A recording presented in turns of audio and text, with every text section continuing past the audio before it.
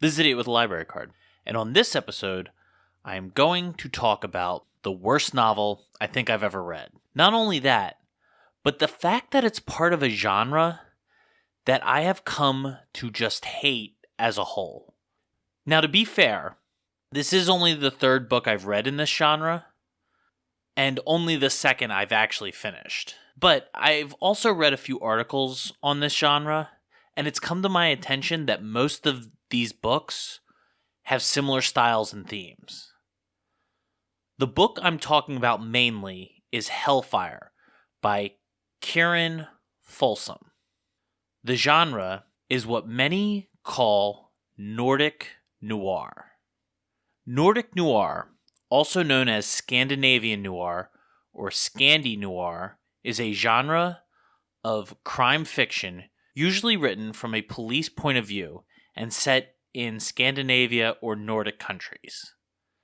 Plain language, avoiding metaphor, and set in a bleak landscape result in a dark and morally complex mood, depicting a tension between the apparently still and bland social surface and the murder, misogyny, misandry, rape, and racism it depicts as lying underneath. It contrasts with the whodunit style, such as the English country house murder mystery. So that's a definition I pulled from Wikipedia. One part missing, and I've seen it in a few places describing what Nordic Noir is that the detective is an anti-hero. And I want to start there, as the detectives in the three novels I've read, and you know what, I'll just list them right now. Obviously Hellfire, and I'm going to really drill down on that book, because there are problems beyond the issues I have with the genre as a whole. But I also started The Snowman by Joe Nesbo, and I also read and actually recorded a show on a book called The Keeper of Lost Causes by Jussi Adler-Olsen. Now, the first issue with all three is, as I said, I guess the detectives are supposed to be anti-heroes, but mostly these detectives ride the line between boring and pathetic and loathsome. Harry Hole in The Snowman, and honestly, yeah, that's his name, Harry Hole, and I'll get into the fact that I'm not sure if the books read so blandly and awkwardly because of the bad translation. But I'm starting to lean more towards that these books are just written, as the wiki definition says, plainly without metaphor. But Harry Hole does not translate well in English. Change a letter in the last name, literally any letter in the last name, and you fix that issue. Past that, Conrad Surger, who is the lead detective in Hellfire, and also is barely in it, and doesn't actually do any detecting or find any clues. He just kind of carries the story after the murder. Lastly, Carl Morlock from The Keeper of Lost Causes, which is a great title to a cold case murder mystery, but the story is basically all downhill from the cover.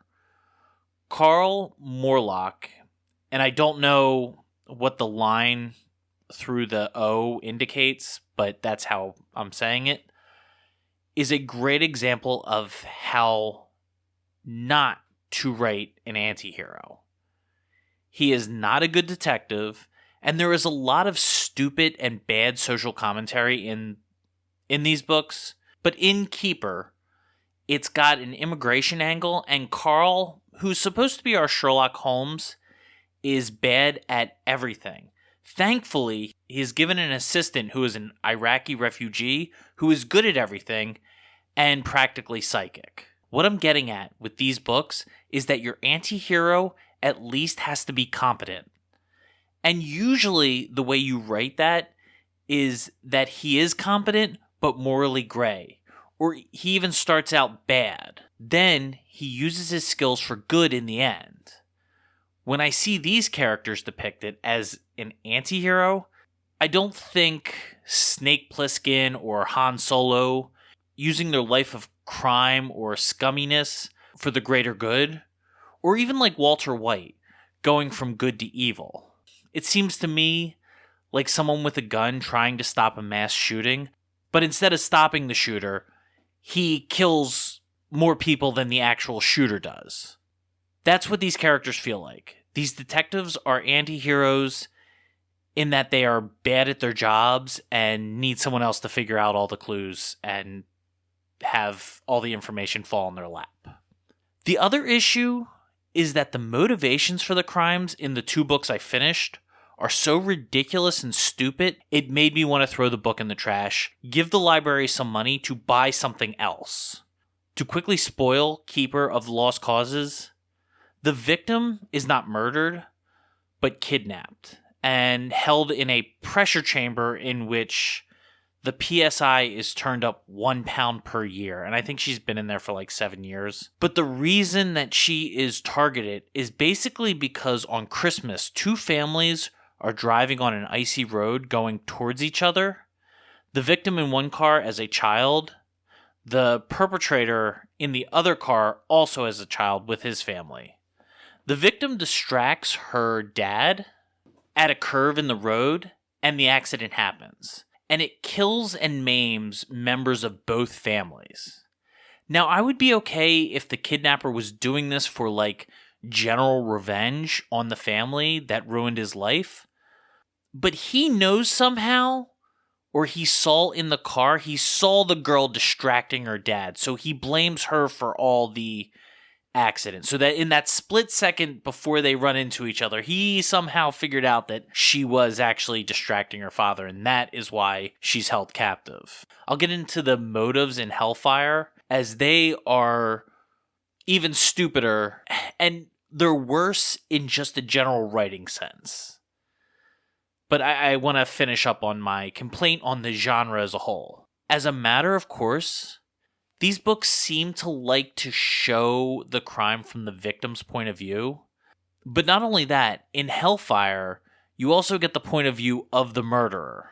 I would say about 10% into the book, you know who the murderer is.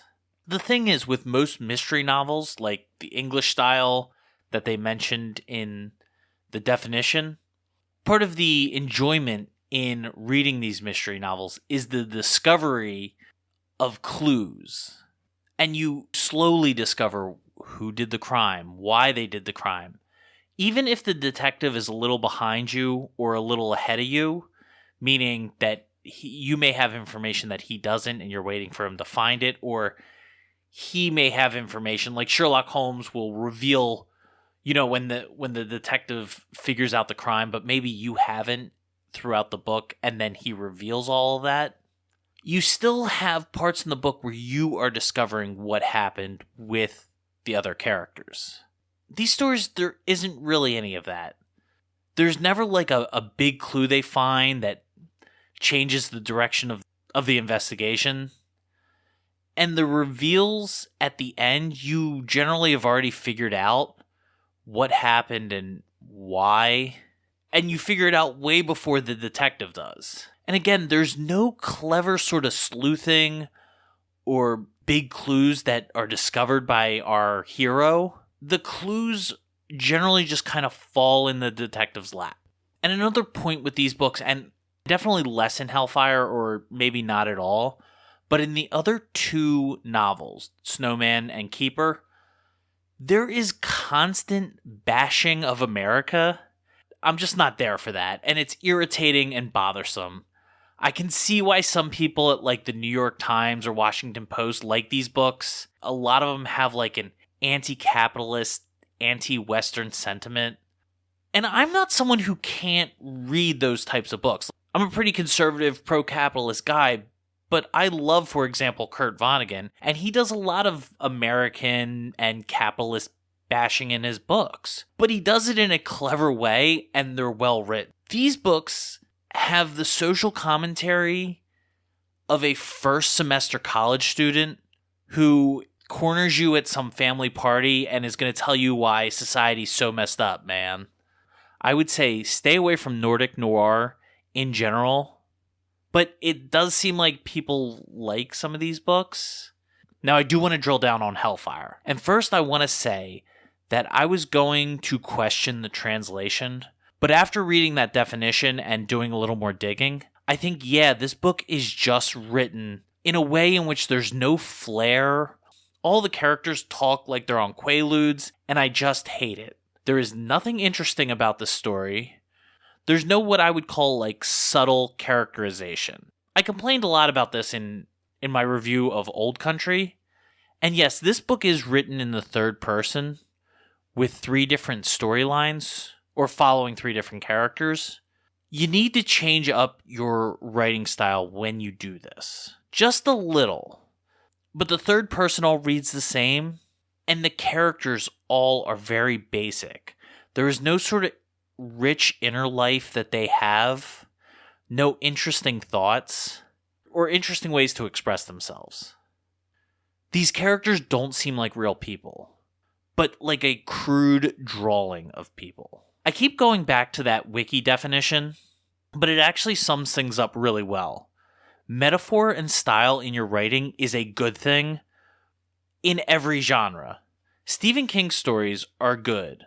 Stephen King's like story structure and what happens in the story are always interesting, but that's not what makes him a great writer. It's his style.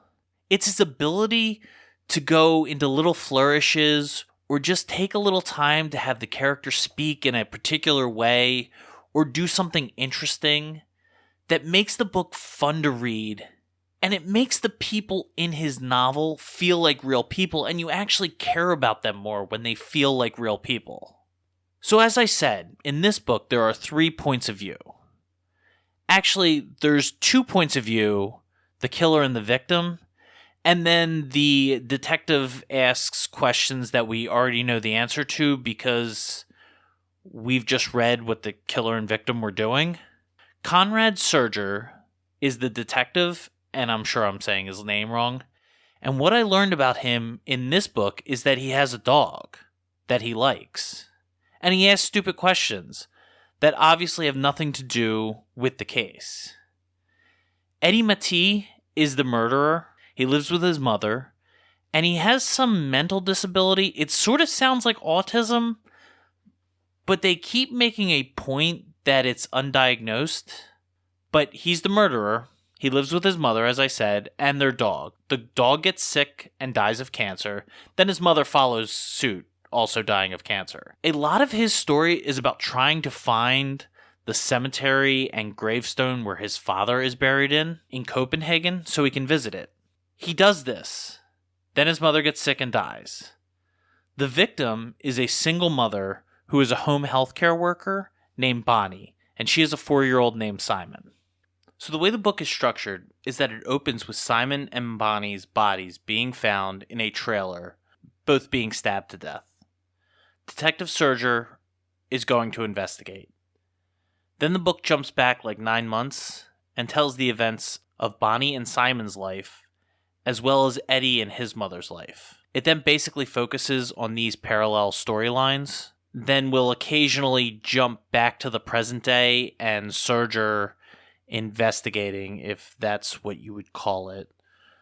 The thing is, you see what is going to happen like a mile away. They leave enough clues in the present day that you know Eddie is going to be the killer, and they outright tell you that Simon and Bonnie are going to be the victims. There is no discovery in the present day. Something happens in one of the backstories, and as if Detective Surger has a copy of the book, he learns about it as well. The only surprise is there's like a last twist that Eddie is actually Bonnie's biological son. She had him when she was like a teenager, and he was put up for adoption. He finds out he's adopted at his mother's deathbed. After he learns this, he stalks Bonnie and then gets mad that Bonnie seems to love and care for Simon so much, and she abandoned him. So that's basically why he kills them. Now, there's a real big problem with this. You spend so much time with Bonnie and Eddie, and you go into what they are thinking, and none of this is ever hinted at or set up. For the Bonnie side, there is such an obvious way to set it up without giving anything away. she never once thinks of or mentions the child she gave up for adoption. And the twist is cool, and it's not a bad twist, but you have to mention this lost person in her life. And you can make it seem like it's a lost love or something like that. Instead, it's just that she gave up this child for adoption and never thinks about him ever again. The Eddie side of the story, to me, actually is the bigger issue. And I don't really understand it because the author puts things in place for what I'm going to point out. So Eddie learns he's adopted very late in the novel. Again, fine. And then he sees his biological mother and his brother. He's enraged and he kills them. And again, I knew he was the murderer really early on. If it is hidden, it's very poorly hidden. And so if this is going to be less of a mystery and more of a character study, which would probably describe it better, what you need on Eddie's side is an escalation of violence. The only thing you really have is that he pulls his dog's tail sometimes, and the dog doesn't like that. And there are like 4 things that could have happened that would have led nicely into him murdering his biological mother and his half-brother. The dog gets sick. He takes it to the vet. He gets it put down. Instead, have him kill the dog. Out of mercy, even. But when he does it with his hands, he enjoys it a little bit. There's a neighbor with a cat. He likes neither the cat nor the neighbor. Violence against either or both would have worked as a nice step up. His adoptive mom is in a lot of pain. Again, you could have him take matters into his own hands. Lastly, when he goes to Copenhagen, you could have him do violence or have violence done upon him, or both. But none of this happens. And him brutally murdering 2 people, one being a child, is so out of left field that in this in-depth character study, where you feel like you know the character, it makes it seem so unbelievable and like Karen Folsom just kind of wanted to wrap up the novel. These last few shows have been a look at random installments of a leading detective series. I feel like doing this, I have a good idea of how to intro a detective and give him some depth and a character arc. If it's like the 15th book in a series, usually there's something else the detective needs to learn, or a lesson he needs to learn, or something he needs to get better at, or become a better person. Or he has to draw on resources he's never had to before. What I got from this book is our lead detective has a dog and is a bad detective. So I would suggest staying away from Nordic Noir. Any book by someone with a O and a line through the O, you might want to just avoid. So thanks for listening to this rant. I really had to get it off my chest after finishing this book. I am proud of myself, as I did a show like this for the Keeper of Lost Causes, but it was like an hour-long rant, and it wasn't very good, and it sounded like a crazy person complaining. I managed to not go that long on a similar novel and touch on the whole genre in less time, and I feel like it's much cleaner. But I'd love to hear what you think, so please like, subscribe, and definitely comment, even if it's something I could be doing better. I'd love to hear that. The next show is actually going to be another installment of Grandpa Bennett Complains, so look out for that.